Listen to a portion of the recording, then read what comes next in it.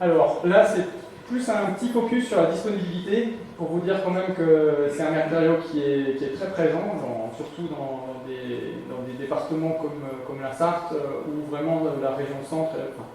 Ici, autant vous dire qu'on est quand même bien servi par ce matériau. C'est 9 millions de tonnes en France.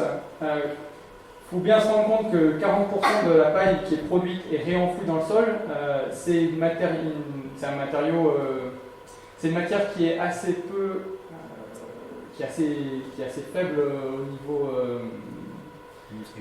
nutriments quand vous réintroduisez ça dans le sol. Donc ça c'est des sources du Comité national des coproduits agricoles. La moitié de ces 40% pourraient être déjà extraites du sol sans les déstabiliser. Et surtout, 10% de la paille qui est produite et brûlée dans le champ. Donc là, on a un vrai gisement, en tout cas, un potentiel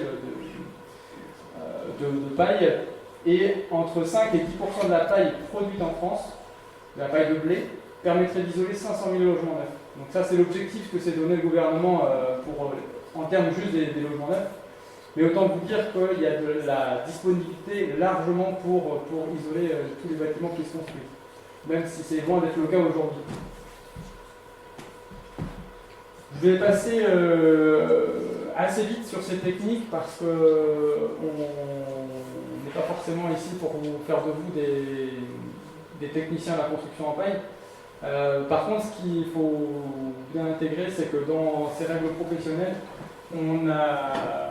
on a visé à n'exclure aucune technique et même à favoriser le développement des futures techniques parce qu'il y a des choses qui ne sont pas encore réglementaires.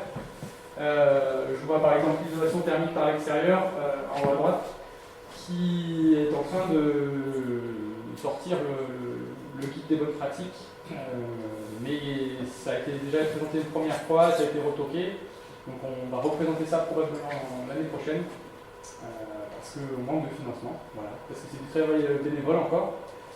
Le plus classique en général, c'est cette technique-là, que va présenter Isoba tout à l'heure, où on met de la paille entre montants et qui vient être posée après, soit sur une hyperstructure bois, béton, métal, à part, mais qui vient vraiment faire un manteau autour d'une structure.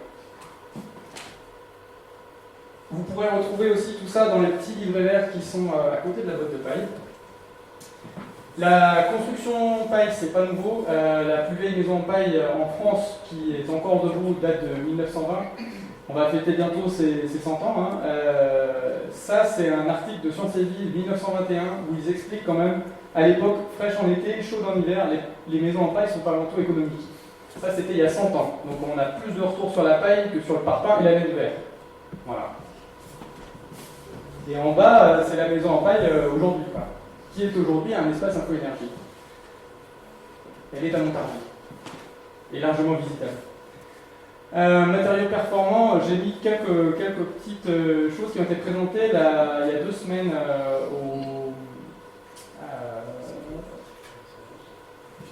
Ouais, alors il y a eu les Fibre World, c'était au salon à Nancy, j'ai oublié le nom d'ailleurs, le salon bois, le forum bois construction à Nancy, voilà, où les Fibre World ont été présentés, et sur la catégorie isolation, sur les 13, c'est un concours mondial, hein. Il faut bien voir qu'il y a eu, je ne sais plus de 250 bâtiments proposés, et sur les 13 bâtiments primés en isolation, 10 sont isolés en paille.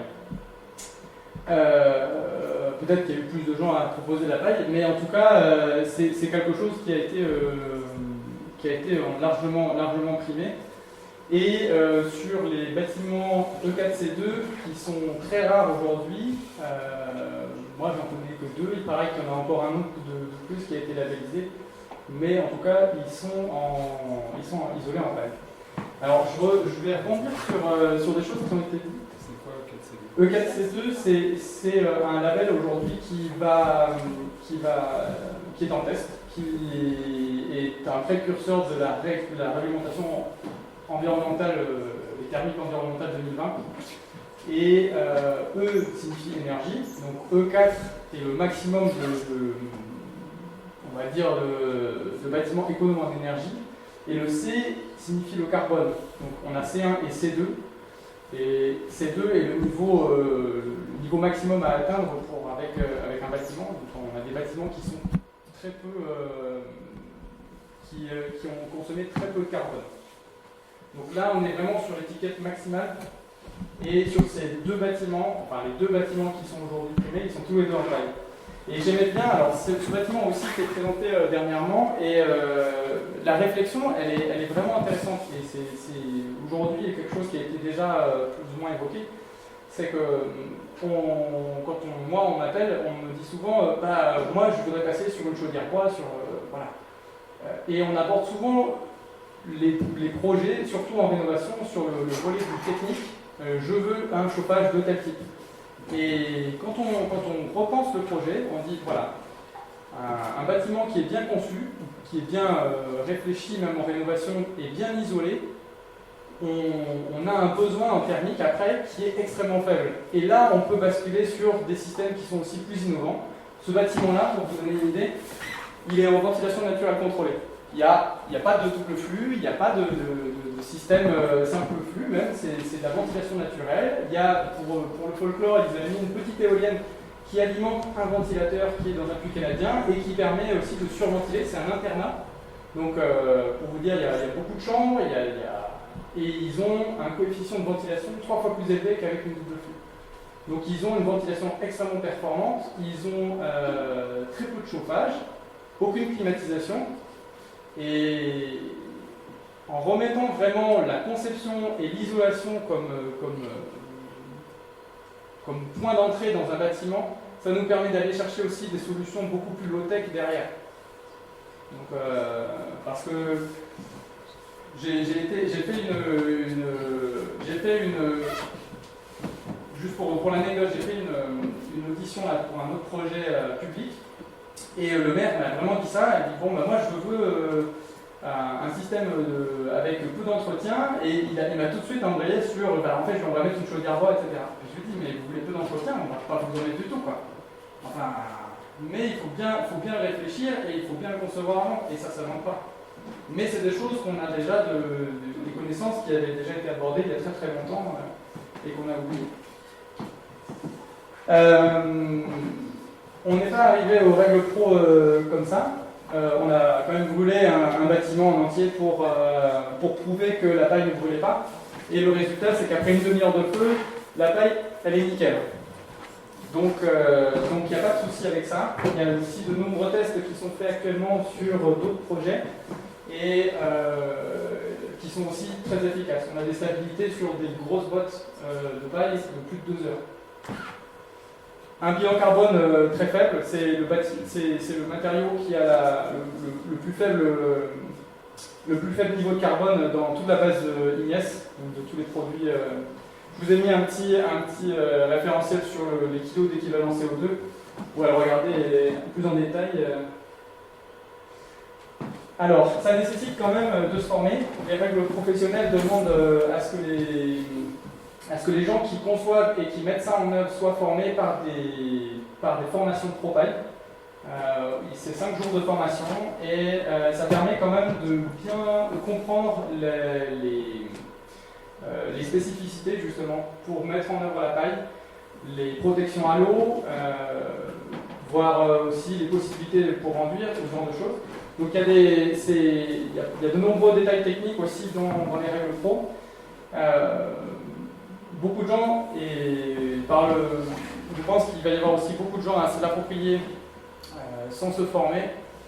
C'est assez important vraiment de comprendre que les gens qui font ces formations sont des gens qui ont expérimenté avant vous pendant au moins 10 ans et qui aujourd'hui ont abouti aussi sur ces règles professionnelles. Il y a eu 2 ans de retour d'expérience pour corriger les règles professionnelles. On en est à la 3e édition. Donc c'est des choses que pour éviter aussi de refaire les erreurs que nous on a faites en amont.